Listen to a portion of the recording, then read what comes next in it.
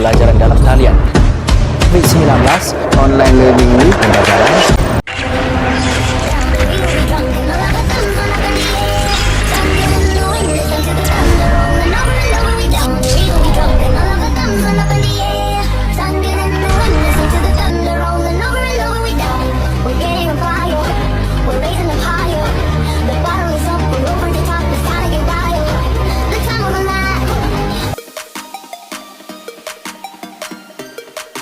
Assalamualaikum warahmatullahi wabarakatuh.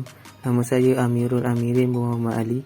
Nombor matriks 23 DRM 21F1031. Untuk pengenalan adalah, dalam konteks kita hari ini yang berdepan dengan bahaya pandemik COVID-19 yang membawa kepada Perintah Kawalan Pergerakan PKP yang kita lalui buat pertama kalinya dalam sejarah, iaitu pada Mac 2020, menyebabkan sesi persekolahan secara bersemuka tidak lagi dapat diadakan.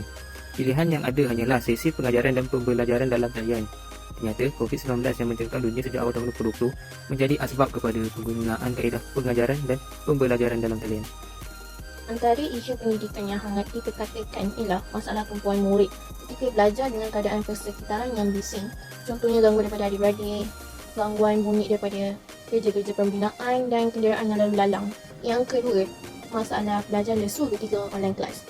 Isu lesu menjadikan pelajar banyak ketinggalan dalam pembelajaran kerana belajar secara online dan bukan secara bersemuka.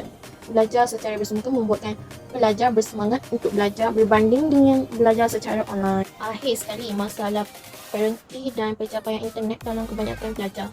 Kebanyakan pelajar kena berkongsi satu telefon bimbit atau laptop dengan adik-beradik yang lain untuk menghadiri kelas. Assalamualaikum, saya Nur Azwaliana Wahidah binti Kamar Zaman, nombor matriks 23 DRN 21F1048. Seterusnya, cabaran pendidikan secara talian. Normal baru iaitu kepada pembelajaran dalam talian. Apabila Ada 4 cabaran pendidikan secara atas talian yang harus kita ketahui dan mengambil tindakan.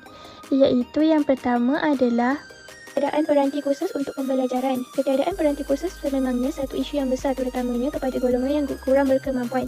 Tidak semua ibu bapa dapat menyediakan kemudahan peranti bagi sesi pembelajaran di rumah dan ini berpotensi menyebabkan pelajar ketinggalan dalam pelajaran. Seterusnya, tahap kemahiran para pendidik menggunakan teknologi yang sedia ada.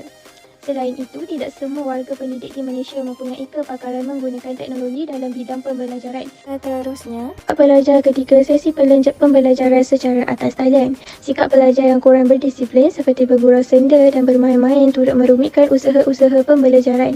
Jika dahulu, warga pendidik dapat menegur sikap yang tidak diingini di dalam kelas, pembelajaran secara atas talian telah menidakkan perkara tersebut. Hal ini akan menyebabkan proses pembelajaran terganggu dan tidak disampaikan dengan sempurna. Cabaran-cabaran yang dihadapi pembelajaran atas talian tidaklah terhad kepada 5 perkara ini sahaja. Terlalu banyak sebab yang boleh diberikan begitu pada era COVID-19 ini. Sesuatu yang tidak pernah disangkakan telah berlaku dan kita semua haruslah berdepan cabaran-cabaran ini dalam merealisasikan kaedah pembelajaran secara atas talian yang lebih untuk kepentingan negara pada masa akan datang. Nama saya Rozaila Azidah Putera Sam, 21F103. Oleh itu, pendidikan dalam talian membawa pelbagai kesan yang positif dan juga kesan yang negatif. Kesan yang positif apabila adanya pendidikan secara atas talian ialah para pelajar dapat menjalani aktiviti pembelajaran dalam keadaan yang selesa dan jimat dari segi kos. Hal ini kerana pelajar hanya memerlukan alat mudah alih seperti telefon bimbit dan komputer riba yang mempunyai sambungan internet untuk belajar. Tambahan pula, pendidikan atas talian dapat menjimatkan kos para pelajar kerana pelajar tidak perlu berbelanja lebih untuk makanan, pengangkutan, perjalanan dan tempat tinggal seperti asrama dan menghadiri kelas khusus ataupun tuition di tempat yang jauh dari tempat tinggal pelajar.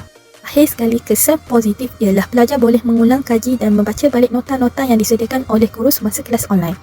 Ini kerana pendidikan atas talian telah pun diketengahkan oleh pihak Menteri Pendidikan sejak dari PKP dan guru-guru digalakkan untuk menyediakan platform pembelajaran iaitu Google Classroom kepada pelajar dan memasukkan modul-modul pembelajaran ke dalam platform tersebut. Kesan negatif yang pertama ialah masalah data internet. Ini kerana internet merupakan keperluan data utama kepada pelajar untuk menyertai pendidikan atas talian. Masalah rantaian internet yang perlahan yang dipengaruhi oleh faktor hujan dan berada di kawasan pendalaman Seterusnya, pelajar tidak mampu memberi fokus terhadap pelajaran yang sedang dilaksanakan. Hal ini kerana setiap perbuatan dan percakapan pelajar terselindung di balik paparan skrin yang sentiasa berada dalam mood senyap dan kamera tertutup. Ini membuatkan para pelajar merasa selesa dengan perbuatan mereka kerana tidak dapat diketahui oleh guru yang sedang mengajar. Akhir sekali, kesan negatif ialah para pelajar sukar untuk memahami topik pembelajaran. Ini kerana kekurangan bahan pembelajaran dan tidak mampu untuk menggambarkan apa yang dipelajari, dan situasi tidak bersemuka bersama guru untuk bertanya soalan merupakan faktor kepada kesukaran pelajar untuk memahami topik yang dipelajari. Penutup, gerakan membudayakan pembelajaran atas talian hanya akan berjaya sekiranya pelajar, guru dan pensyarah komited terhadap setiap sesi pengajaran dan pembelajaran atas talian. Selain itu, pensyarah, guru dan pelajar perlu lebih berani untuk meneroka, mencuba dan membiasakan diri dengan norma baharu pembelajaran atas talian dan seterusnya memperbaiki diri dalam setiap ruang dan peluang yang ada untuk kemahiran pedagogi pembelajaran atas talian.